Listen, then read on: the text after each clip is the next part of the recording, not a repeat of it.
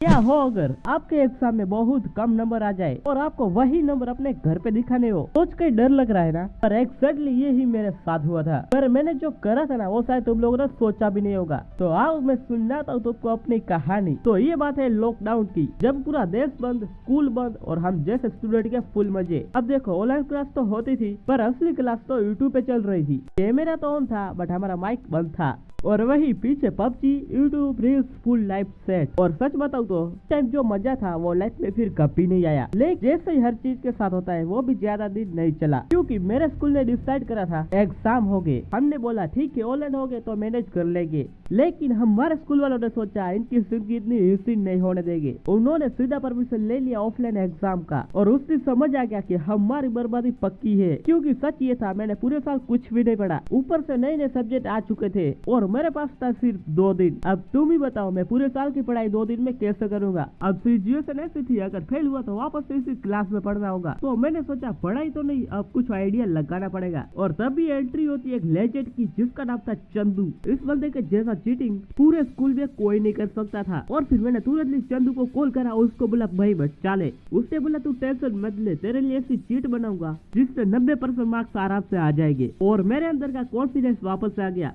Exam से 2 दिन पहले मैंने काफी ज्यादा रील्स देखी और फुल गेमिंग भी। अब आता है एग्जाम का दिन और मैं स्कूल जाता और चंदू मिलता है और भाई उसने तो पूरा चीटी का पैकेज ही बना दिया था और हम दोनों लास्ट बेंच पे बैठ जाते हैं। मैंने अंदर से बोला आज तो टॉपी करूंगा और जब भी दरवाजा खुलता है और अंदर से आता है हमारा खडूस सा प्रिंसिपल। उसकी नजर सीधा मेरे पे आती है और मेरे को बोलता है यू स्टैंड अप। बस वही पे मैं समझ गया मेरा तो खेल खत्म है। उन्होंने क्या करा, मेरे को उठा के सीधा फर्स्ट बेंच पे बिठा दिया, वो भी टीचर के सामने। अब सिचुएशन ये थी चीटिंग तो बिल्कुल भी नहीं कर सकता और ऊपर से चंदू भी मेरे से काफी ज्यादा दूर था और पेपर तो मेरे को बिल्कुल भी समझ में नहीं आ रहा था। तो मुझे जितना भी आया मैंने उतना लिख दिया और ऐसे करते करते मेरे एग्जाम तो खत्म हो जाते हैं। और अब डर था सिर्फ रिजल्ट का। मैं वेबसाइट खोलता हूँ और रिजल्ट लोड हो रहा होता है। मेरे दिल की धड़कन भी काफी ज्यादा बढ़ चुकी थी और फिर दिखता है मैं पास तो हो गया, लेकिन नीचे देखा तो सिर्फ 41% आए थे। मतलब जिंदगी ने बोला पास तो कर दिया पर रिस्पेक्ट नहीं दूंगा मित्र। अब मेन प्रॉब्लम था घर पे क्या बोलूं। मम्मी पूछती है कितने आए,